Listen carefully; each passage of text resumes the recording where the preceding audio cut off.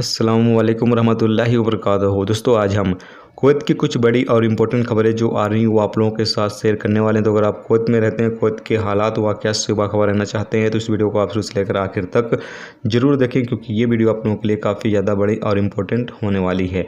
पहली अपडेट ये है कि बेसलामा प्लेटफॉर्म में अब नागरिकों और घरेलू कामगारों को फ़ीस वापस करने के लिए नई शर्तें शामिल की गई हैं, जिन्होंने घरेलू लेबर भर्ती कार्यालयों के साथ नए कॉन्ट्रैक्ट पर सिग्नेचर किए हुए हैं। अल कसाब रिपोर्ट के मुताबिक बताया गया है कि जो अभी फिलीपींस से डोमेस्टिक वर्कर लाए जा रहे हैं और इस डोमेस्टिक वर्कर लाने के लिए जो नए कॉन्ट्रैक्ट पर सिग्नेचर किए हुए कफील हैं या स्पॉन्सर हैं जो वीज़ा कैंसिल करना चाहते हैं, वो तमाम वीज़ा अपना कैंसिल कर सकते हैं। लेकिन यहाँ पर बताया ये गया है कि मैक्सिमम जो पैसे हैं वो 490 केडी वापस किए जाएंगे, यानी ज़्यादा से ज़्यादा 490 केडी फीस जो है वो वापस की जाएगी अगर वीज़ा कैंसिल किया जाता है तो।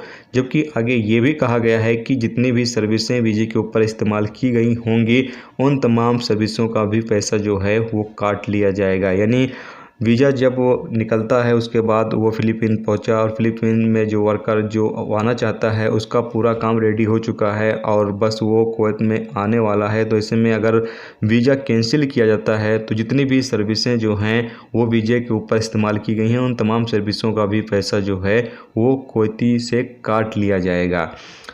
यहाँ पर आगे ये भी कहा गया है कि अगर जो कफील या स्पॉन्सर है वो वीज़ा कैंसिल करना चाहता है तो इसके लिए ज़रूरी है कि उसको ऑनलाइन जो है वो आवेदन जमा करवाने होंगे। उसके बाद नेशनल विमानन सेवा जो कंपनी है उसमें कस्टमर केयर से संपर्क भी करना होगा। उसके बाद ही यहाँ पर वीज़ा कैंसिल किया जाएगा। जबकि पीसीआर टेस्ट वगैरह अगर वर्कर ने करा लिया है तो उन तमाम चीज़ों की जो फ़ीस है वो भी काट ली जाएगी। यानी कुल मिलाकर अगर वीज़ा वापस कफील या स्पॉन्सर करता है तो उसका कुल मिलाकर खसारा ही है, यहाँ पर कोई फ़ायदा नहीं है। तो इसलिए जो कफील या स्पॉन्सर है वो बहुत ही मुश्किल है कि वीज़ा एक बार निकलने के बाद उसको कैंसिल कराए।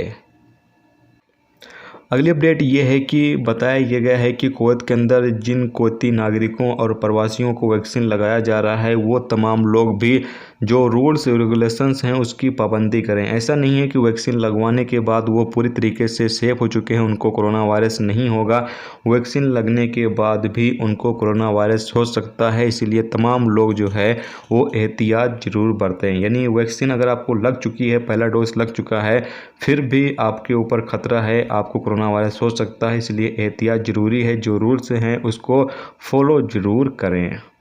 इसके अलावा अगली अपडेट ये है कि कुवैत में जाबिर ब्रिज पर वैक्सीनेशन सेंटर जो है वो ओपन कर दिया गया है और यहाँ पर काफ़ी ज़्यादा तेज़ी के साथ लोगों को वैक्सीन लगाई जा रही है। तो जो लोग भी जाबिर ब्रिज के आसपास रहते हैं वो तमाम लोग अप्लाई करें वैक्सीन लेने के लिए। तो आप तमाम लोग जो सेंटर है वो जाबिर ब्रिज आप सेलेक्ट कर सकते हैं। तो यहाँ पर वैक्सीन जो है वो काफ़ी ज़्यादा तेज़ी से लोगों को लगाई जा रही है और आपको भी लगा दी जाएगी। तो ये थे दोस्तों आज की कुवैत की कुछ इंपॉर्टेंट खबरें जो आ रही थी वो आप लोगों के साथ शेयर की गई। तो उम्मीद करता हूँ ये वीडियो आपको पसंद आई वीडियो को लाइक और शेयर जरूर करें।